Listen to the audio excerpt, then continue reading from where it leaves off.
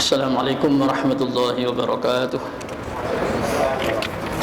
Alhamdulillah wa sallallahu wasallam ala sayyidina maulana Muhammad wa ala alihi wa sahbihi walhamdulillahi rabbil alamin. Bismillahirrahmanirrahim. Inna fi khalqis samawati wal ardi wa ikhtilafil laili wan nahari la ayatin li ulil albab الذين يذكرون الله قياما وقعودا وعلى جنوبهم ويتفكرون في خلق السماوات والأرض ربنا ما خلقت هذا باطلا سبحانك فقنا عذاب النار. Jemaah salat zuhur yang dimuliakan Allah, kita akan melanjutkan kembali mengkaji tafsir surat Ali Imran ayat 190 seputar definisi dari ulul albab, orang yang berakal. Inna fi khalqis samawat, sesungguhnya itu di dalam penciptaan langit 1 sampai langit 7, bahkan bisa lebih. Wal ardi, dan bumi, wa ikhtilafil laili, dan berbedanya malam, wan nahari, dan siang. La ayatin, itu sungguh menjadi tanda-tanda yang jelas di ulil albabi, bagi ulul albab. Siapa ulul albab? Alladzina, rupanya orang banyak. Yadhkuruna, yang selalu berzikir. Siapa? Alladzina, Allah, pada Allah. Berzikirnya qiyaman, dalam keadaan berdiri, wa qu'udan, dan duduk, wa ala junubihim, dan di atas lambung-lambung mereka, tidur, berbaring. Wa yatafakkaruna, dan memikirkan siapa mereka, fi khalqis samawati wal ardi, di dalam penciptaan langit dan bumi. Rabbana ma khalaqta hadza batila, mereka berkata, Rabbana, wahai Rabb kami, ma khalaqta, tidaklah menciptakan siapa engkau, hadza, pada ini, batilan, dalam batil. Subhanaka, maha suci engkau. Faqina, maka hindarkanlah kami, azab benar, pada siksa api neraka. Allah Subhanahu wa ta'ala dalam surat Ali Imran ayat 190 ini yang dapat kita pahami, sesungguhnya kata Allah, dalam penciptaan langit, penciptaan bumi, berbedanya waktu siang dan berbedanya waktu malam, itu bisa menjadi ayat, bisa menjadi tanda-tanda kebesaran Allah yang bisa difahami. Tapi yang bisa paham itu hanya ulul albab, orang-orang yang punya albab, punya akal. Siapa mereka? Identitasnya mereka itu adalah alladzina yadhkuruna Allah qiyama wa qu'uda wa ala junubihim. Mereka ini waktu berdiri selalu zikir kepada Allah, waktu duduknya berzikir kepada Allah, waktu berbaringnya berzikir kepada Allah. Itulah ulul albab. Wa yatafakkaruna fi khalqis samawati wal ard. Ulul albab ini adalah orang-orang juga yang selalu memikirkan ciptaan-ciptaan Allah, ciptaan langit, ciptaan bumi. Setelah mendapatkan dari hasil tafakkur itu tentang keagungan Allah, lalu kemudian dia mengungkapkan sebuah kalimat yang luar biasa.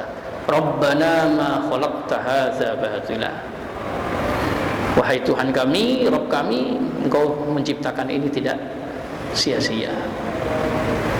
Subhanaka faqina azabannar, engkau zat yang maha suci, betul-betul sempurna, tidak ada kekurangan sedikit pun.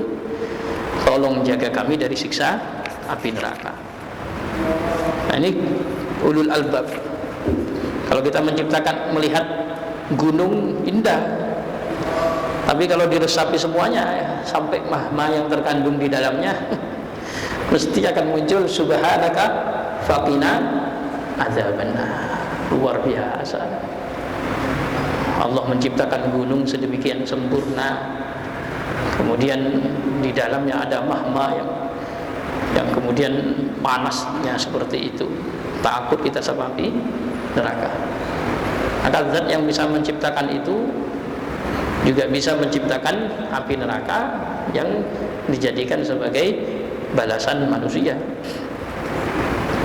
Nah, kalau ingin masuk pada ulul albab, ya kita harus bisa selalu berzikir kepada Allah siang malam, kemudian waktu duduk, berdiri, berbaring, zikir kepada Allah, dan berusaha selalu tafakkur di dalam penciptaan Allah. Ini harus bisa tafakkur di dalam penciptaan apa-apa yang Allah ciptakan. Oleh karena itu, wa innama khassasa tafakkur bil khalqi liqaulihi alaihi salam tafakkaru fil khalqi wa la tatafakkaru fil khaliq. Kenapa kok Allah menyebutkan di dalam menciptakan langit dan bumi ini ulul albab bisa dikategorikan ulul albab apabila tafakkur? Karena tafakkur dalam menciptakan proses penciptaan langit dan bumi ini bisa mengantarkan pada kenal khaliq, pencipta. Sementara Rasulullah sendiri bilang tafakkaru fil khalqi wa la tatafakkaru fil khaliq. Kalian berfikirlah di dalam makhluknya Allah, jangan kalian berfikir di dalam yang menciptakan makhluk. Kalau kita ini kalau mau berfikir tentang ciptaan Allah saja, jangan berfikir tentang Allahnya. Nanti kalau kita mikir ciptaan Allah akan mengesahkan Allah, mentauhidkan Allah. Tapi kalau yang kita pikir Allahnya, lama-lama malah melenceng dari tauhid. Makanya dalam pandangan ulama Ahlus Sunnah selalu mengingatkan tafakkaru fi khalqillah wa la tafakkaru fi dzatillah. Fikirkan, renungkan ciptaan Allah, jangan berfikir zatnya Allah. Man tafakkara fi ala illahi wahhada wa man tafakkara fi dzatillahi alhada. Siapa yang memikirkan ciptaan-ciptaan Allah, mesti dia semakin mentauhidkan Allah. Tapi yang memikirkan Allahnya itu malah melenceng dia dari tauhid. Allah kok dipikir, Allah gak usah, Allahnya gak usah dipikir, cukup mentauhidkan Allah. Kenapa? Karena Allah bikin makhluk itu untuk dipikir biar kita kenal Allah. Makanya kalimat yang bisa memasukkan kita ke surga itu la ilaha illallah. Kunci surga la ilaha illallah. Bukan kunci surga itu Allah, tapi la ilaha illallah. Karena Allah itu wujud. Tapi Allah ingin mengenalkan dirinya kepada makhluk itu dengan membikin selain dirinya. Ya. Makanya Allah bikin bintang, bikin langit, bikin bumi, bikin macam-macam. Itu kepentingannya Allah itu hanya ingin mengenalkan Allah melalui ciptaan-ciptaannya. Nah, anehnya kita yang dibikin oleh Allah malah dituhankan. Masalahnya di situ. Padahal Allah bikin ini namanya bintang, ini langit, ini matahari, ini bulan, ini pohon, ini gunung, ini lautan, ini batu. Allah bikin itu semua untuk apa? Biar kenal Allah.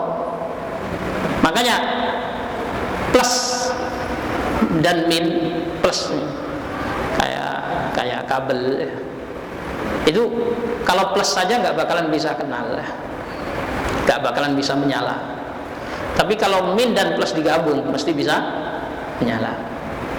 Allah plusnya, makhluk Allah minnya.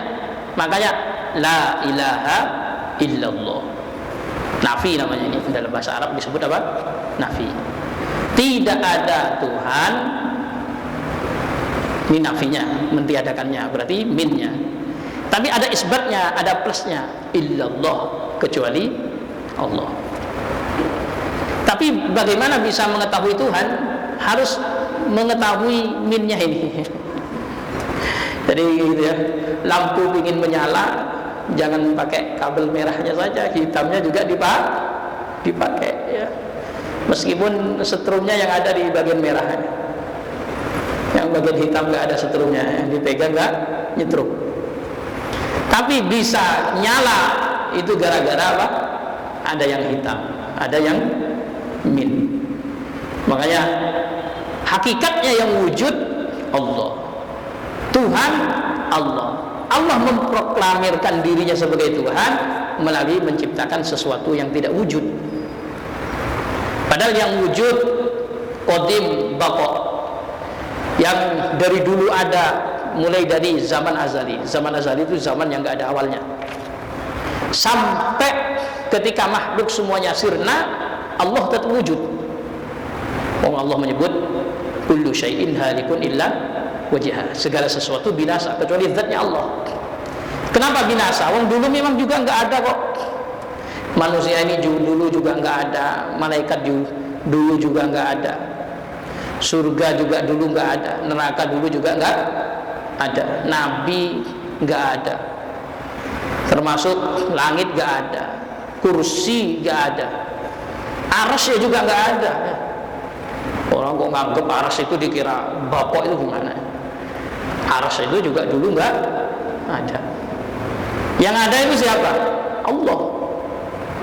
Kapan nanti pada waktunya Allah habiskan semua. Sesuatu apapun Allah hancurkan semuanya. Memang dulunya nggak ada, kemudian Allah adakan. Ketika Allah adakan, Allah tiadakan lagi. Ya memang itu memanglah hidup ciptaan semua. Bumi ciptaan Allah, isinya bumi termasuk kita ini ciptaan Allah. Langit ciptaan Allah, isinya langit termasuk bintang-bintang itu adalah ciptaan Allah. Semuanya dulu pernah nggak ada, kemudian Allah adakan. Nanti suatu saat Allah tiadakan. Allah tiadakan. Kenapa? Yang wujud hakiki itu hanya Allah. Makanya jangan mikir Allahnya ya. Kalau mikir Allahnya rumit. Pokoknya pikir kok bisa ya ada bintang, bisa ada matahari. Siapa yang naruh bintang di situ? Siapa yang naruh matahari di situ? Tahu-tahu kok bisa nyala ya. Lampu ini mesti ada yang bikin, nyala pun ada yang menyalakan ya. Langkah agungnya Allah bisa menciptakan alam semesta ini. Itu Allah Akbar. Jangan mikir Allahu Akbar, zatnya Allah yang besar. Akhirnya ada pemahaman, kenapa Allah kok nggak bisa dilihat? Masya Allah. Karena Allah terlalu besar. Gimana yang kecil mau melihat yang besar? Aneh kali pemahamannya. Karena Allah terlalu besar untuk dilihat. Akhirnya bahas kursi. Kursi itu pijakan kaki Allah. Pijakan kakinya saja lebih besar daripada langit dan bumi. Lah, kamu mau melihat pijakan kakinya saja nggak bisa, apalagi mau melihat Allahnya. Kacau, malah mikir zatnya. Ini namanya tajassim, namanya mujassimah. Hati-hati, jangan berakidah seperti itu. Rasulullah sudah mengingatkan ya, tafakkaru fi khalqillah wa la tafakkaru fi dzatillah. Pikirkan ciptaan Allah saja, jangan memikirkan zatnya Allah. Yang memikirkan ciptaan Allah mesti mentauhidkan Allah, tapi yang mikir Allahnya justru melenceng akidahnya. Ini malah masalah. Memikirkan Allah malah masalah.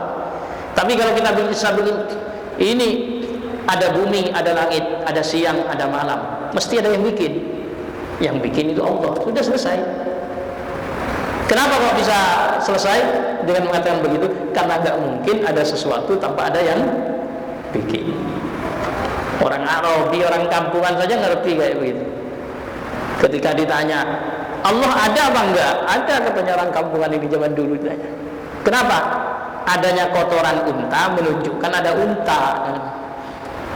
Adanya kotoran unta menunjukkan adanya unta. Ada bekas pijakan kaki menunjukkan ada yang lewat.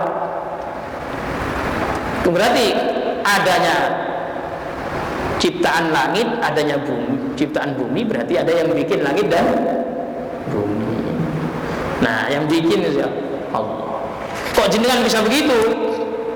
Hidupnya berdiri zikir, duduk zikir, baring zikir, sembari merenungkan ciptaan-ciptaan Allah. Itulah yang disebut dengan ulul albab. Ulul albab. Nah, kalau sudah bisa menjadi ulul albab, nanti dia akan takut sama api neraka. Makanya di sini penafsir menyebutkan, masya Allah, ini dalam tafsir ini sampai kemudian dibahas di masanya Sayyidah Aisyah. Ini kita baca ya sebentar. An Adha alladzina yadhkuruna Allah fa inna dzalika la yatimu illa bi isti'malil jawari wal a'dha. Tafakkaru fil khalqi wa la tatafakkaru fil khaliq wa inna ma naha anil tafakkur fil khaliq li anna ma'rifata haqiqatil mahsusa wa mumkinah lil bashar fala faidata fit tafakkur fi dzatil khaliq. Kenapa kok harus merenungkan ciptaan Allah bukan merenungkan Allah? Karena merenungkan hakikat pencipta itu nggak bakalan bisa nyampe, maka nggak ada faidahnya untuk merenungkan apa? Penciptanya. Tapi kalau merenungkan makhluk Allah, maka kita bisa akan menemukan ya hakikatnya. Walamma kana al-insan murattaban min nafsi wal badan kanatil ubudiyyah bihasbin nafsi wa bihasbil badan fa asyara ila ubudiyyatil badan. Ketika manusia ini oleh Allah disisin unsur-unsurnya, ada jiwa, ada raga, maka jiwa dan raga ini butuh ibadah. Nah, cara ibadahnya ya tergantung. Kalau jiwa butuh ibadah apa, kalau raga butuh ibadah apa. Nah, ibadahnya jiwa ya zikir, ibadahnya raga zikir, la ilaha illallah, mulut komat kamit, anggota jawarih. Tapi ibadahnya jiwa adalah tafakkur. Ibadahnya jiwa kita ya subhanallah, subhanallah, astagfirullah. Ini raga ini yang beribadah. Nah, sedekah itu ibadahnya raga semua ini. Tapi ibadahnya jiwa apa? Merenungkan ciptaan-ciptaan Allah. Maka Allah menyebut alladzina yadhkuruna Allah wa yatafakkaruna, orang yang berzikir plus apa?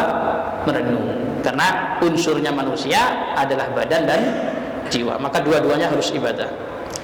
Wa an Atha ibn Abi Rabah qala dakhaltu ma'a Umar. Ini ceritanya, ada cerita riwayat hadis ketika Ibnu Umar qala bertanya, haddatsani hadithina bi ajma ma ra'aitu min Rasulillah sallallahu alaihi wasallam. Beliau sowan kepada Sayyidah Aisyah bersama teman-temannya, kemudian nyampe di sana nanya pada Sayyidah Aisyah, wahai Sayyidah Aisyah, tolonglah sampaikan hadis kepada kami mengenai sesuatu yang paling engkau kagumi dari Rasulullah sallallahu alaihi wasallam. Fabakat bukaan syadida, maka Sayyidah Aisyah menangis dengan tangisan yang dahsyat. Ingat Nabi.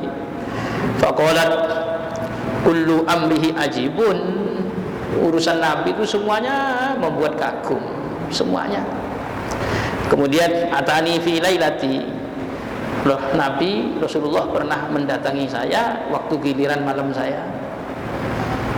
Fadakhala fi firashi, maka kemudian beliau masuk di tempat ya semacam kasur. Firas itu tempat istirahat, apakah itu karpet, apakah itu tikar, namanya apa? Firas. Hatta al-saqal jildahu bi jildi, sehingga beliau menempelkan kulitnya pada kulitku. Faqala ya Aisyatu ata'zanina li anta abada li rabbi. Akhlaknya Rasulullah. Tahu-tahu Rasulullah nanya, wahai Aisyah, engkau mengizinkan aku enggak saya mau ibadah terhadap Tuhan? Ini malam ini memang jatahnya kamu, gilirannya kamu untuk istirahat bareng. Tapi saya jatahmu ini saya gunakan untuk ibadah kepada Tuhanku. Engkau izinkan apa enggak? Subhanallah. Ya Rasulullah.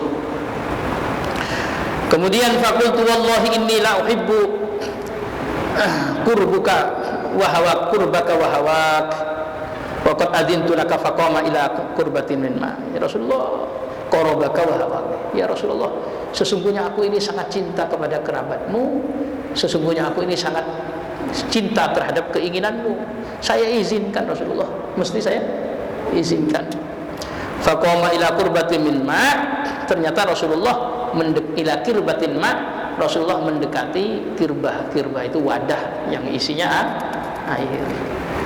Nyampe di situ ngapain Rasulullah? Fatawaddoa minha, Rasulullah kemudian wudu dari wadah tersebut.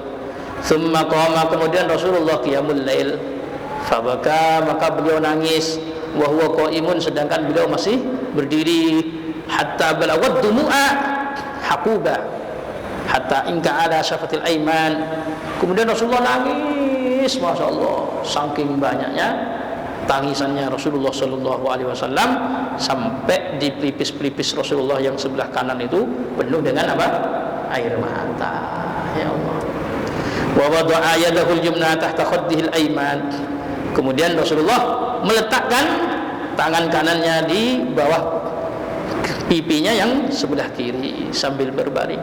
Fabaka, maka nangis Rasulullah hatta darrad dumu, sehingga mengalir deras apa? Air mata. Wa balaghatil ardu, air mata itu sampai menyentuh tanah, saking banyaknya air mata yang keluar dari Nabi. Summa ata'ahu Bilalan, tahu-tahu kemudian sowan kepada Rasulullah si Bilal. Ba'dama adzana lil fajri, ketika Sayyidina Bilal azan subuh.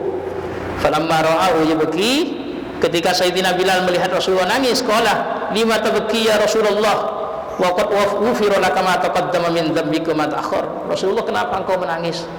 Padahal engkau ini loh, kalau mau berbuat dosa-dosa yang telah lalu dan dosa kemudian semuanya sudah diampuni. Qala ya Bilal afala akun abdan syakura. Wahai Bilal, apakah justru aku harusnya menjadi hamba yang sangat bersyukur? Wa ma lila abki wa qad unzilat alayya al-lailah inna fi khalqis samawati wal ardi ila faqina adza benar wailun liman qaraha wa lam yatafakkar fiha. Gimana saya enggak nangis wahai Bilal? Semalam Jibril datang kepada aku menyampaikan firman Allah, inna fi khalqis samawat, sampai subhanaka faqina adza benar. Kata Rasulullah, maka celakalah orang yang membaca ayat ini tapi tidak mau merenungkan ayat ini. Subhanallah. Ya, celaka orang yang baca ayat ini tapi tidak mau meresapinya. Maka kita bagaimana sampai disebutkan dalam hadis, tafakkuru sa'atin khairun min ibadati sittina sanah, bertafakkur terhadap ciptaan Allah sesaat saja itu jauh lebih baik daripada beribadah 60 tahun. Dengan bertafakkur ciptaan Allah sebentar saja itu lebih baik daripada sholat, zikir terus tapi nggak paham maknanya, nggak kenal Allah, hanya tasbih dibaca terus, subhanallah, subhanallah, subhanallah, pikirannya kemana-mana, alhamdulillah, alhamdulillah, alhamdulillah, pikirannya kemana-mana, sujud jungkir balik ya, pikirannya kemana-mana.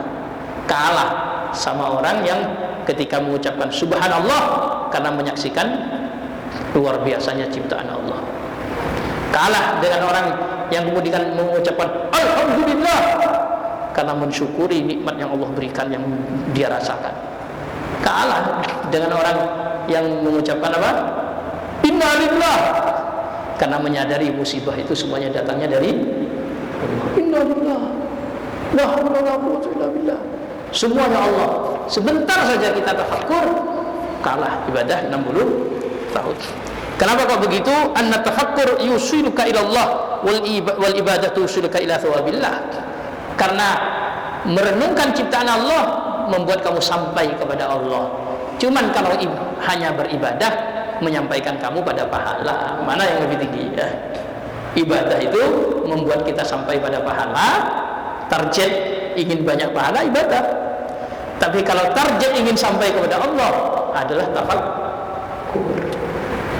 Hanya barang siapa yang baca subhanallah maka pahalanya penuh langit dan bumi, kan gitu ya. Tapi tafakkur maka yang akan dia ingat subhanallah, Allah, Allah, rindu, cinta kepada Allah, takut.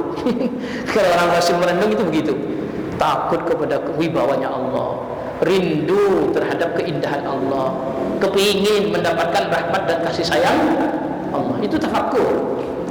Tapi kalau hanya ingin cari pahala, yaitu ambil tasbih, baca zikir, baca Quran, cari pahala, itu namanya ibadah. Tapi kalau kita ingin sampai kepada Allah, hati kita terus continue kayak sedang diawasi oleh Allah, itu melalui tafakkur.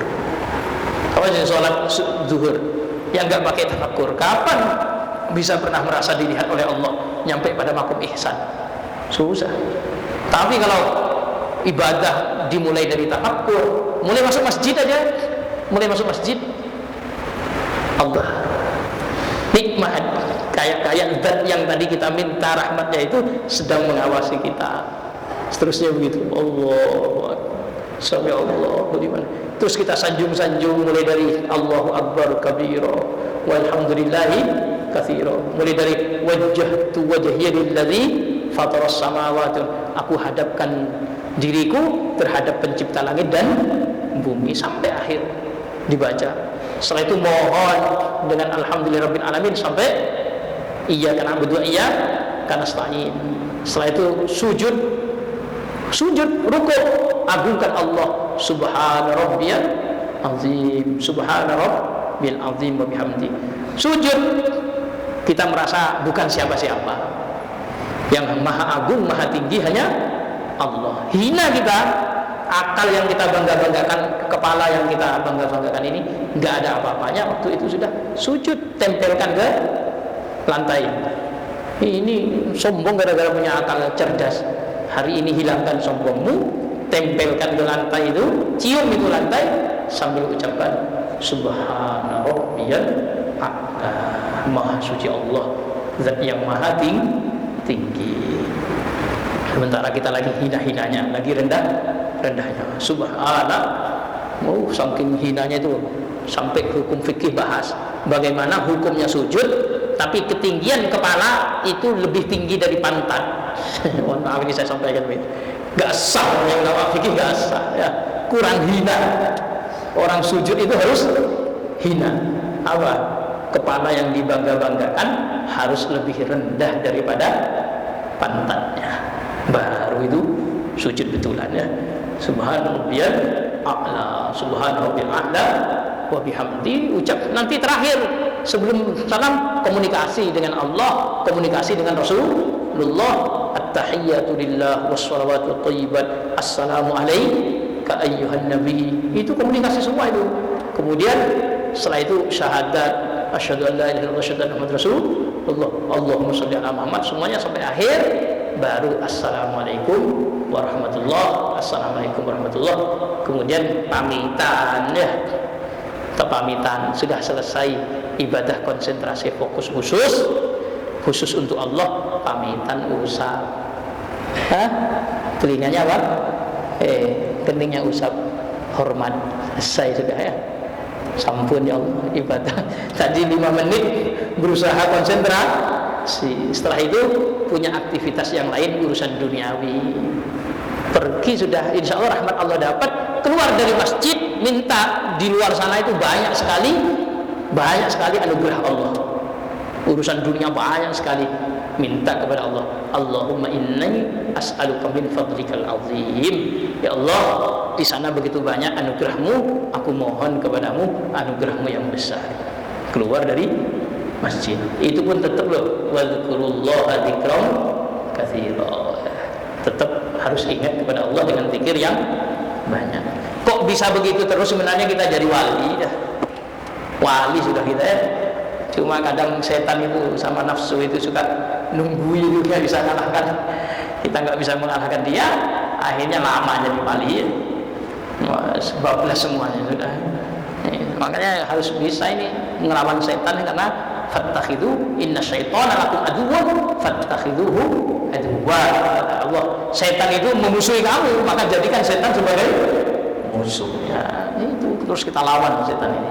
Latihan terus ngelawan setan. Kalau sudah bisa mengalahkan setan, insyaallah sukses kita sudah. Insyaallah, ya. Sampai di sini, nanti berikutnya kita kaji yang lain setelah tafakkur, merenung, baru bahas tafakkur ibadah. Setelah itu baru bahas apa yang harus diminta. Setelah itu isinya adalah doa-doa ayat ini berikutnya. Subhanallah bihamdik, asyhadu an la ilaha illa anta, astaghfiruka wa atubu ilaik. Assalamualaikum warahmatullahi wabarakatuh.